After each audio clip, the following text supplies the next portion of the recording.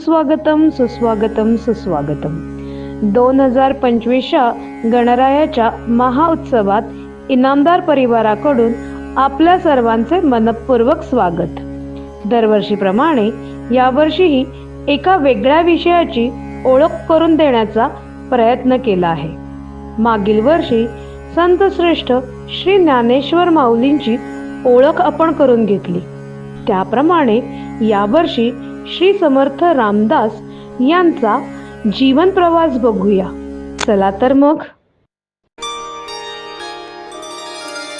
गणाधीश जो ईश सर्वा गुणांचा, मुळारंभ आरंभ तो निर्गुणाचा. नमो शारदा मूळ चत्वार वाचा, गमो पंथ आनंत या राघवाचा. महाराष्ट्रातील जांब येथे श्री सूर्याजीपंत कुलकर्णी यांचा सौ राणूबाईंबरोबर सुखी संसार चालू होता. सूर्यनारायणाच्या आशीर्वादाने त्यांना 2 पुत्ररत्नांची प्राप्ती झाली. पहिल्या पुत्राचे नाव श्रेष्ठ असे ठेवण्यात आले, तर कनिष्ठ पुत्र म्हणजे श्री समर्थ यांचे नाव नारायण असे ठेवण्यात आले. श्रेष्ठ खूप लोकांना मंत्रोपदेश करत असे, परंतु त्यांनी नारायणास मात्र मंत्रोपदेश केला नव्हता.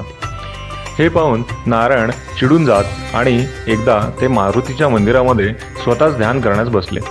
त्यांची ही निरागस भक्ती पाहून मारुतीरायांनी श्रीरामांना साकडे घातले आणि त्यांनी मंत्रोपदेश करण्यासाठी म्हणून विनंती केली. श्रीरामायांनी नारायणास स्वतः मंत्रोपदेश केला आणि म्हणूनच त्यांचे नाव रामदास असे झाले. नारायणास लग्न या विषयाचा फार राग यायचा. त्यांच्या लग्नाचा विषय कुणीही काढला तर ते चिडून बसत.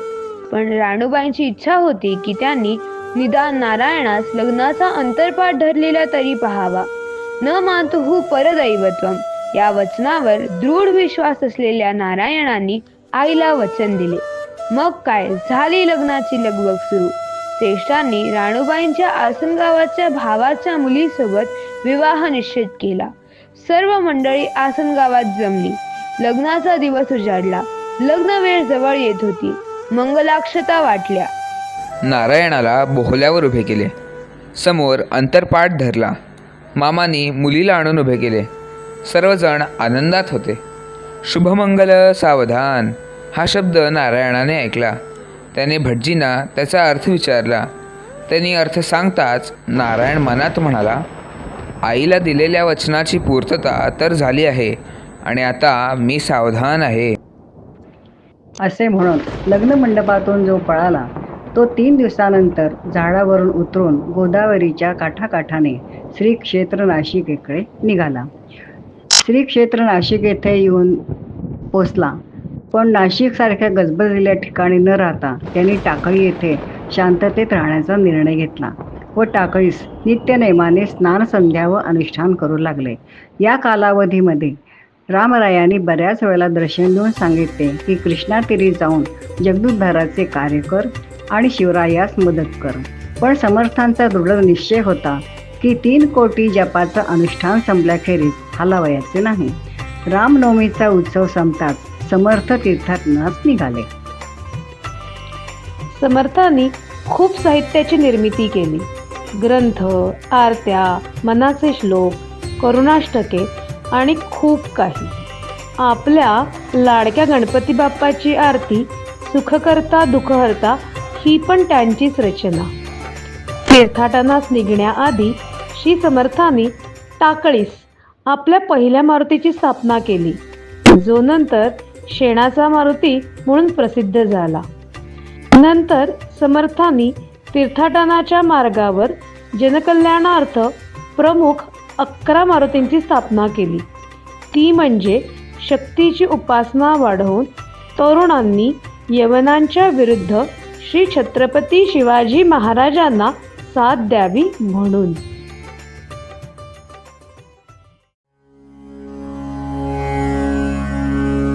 श्रोते प्रसूती कोण ग्रंथ, काय बोलिले जी येथ, श्रवण केली याने प्राप्त काय आहे. समर्थांच्या कार्यकिर्दीतील आणखी एक प्रमुख पैलू म्हणजे दासबोध लेखन. श्रीमद दासबोध ही रचना त्यांनी सह्याद्रीच्या पोटात शिवथरखळीच्या शांततेत केली. श्री समर्थांनी दासबोध हा सर्वप्रथम आपल्या प्रमुख शिष्य श्री कल्याण स्वामींना सांगितला व तो त्यांनी लिहून काढला. त्यानंतर त्याच जागी सुंदर मठाची स्थापना झाली. श्रीराम जय राम जय जय राम. श्रीराम जय राम जय जय राम. श्रीराम जय राम जय जय राम. श्रीराम जय राम जय जय राम. श्रीराम जय राम जय जय राम. असे श्री समर्थ रामदास सज्जनगड येथे मुक्कामी होते.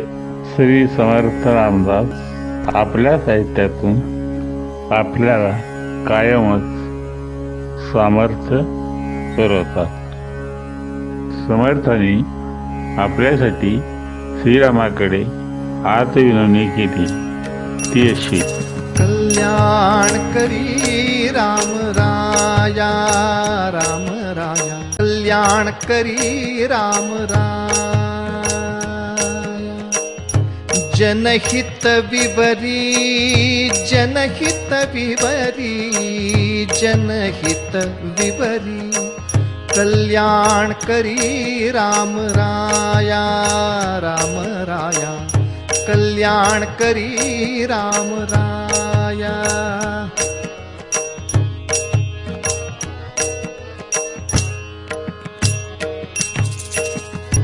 तळमळ तळमळ होतची आहे होतची आहे.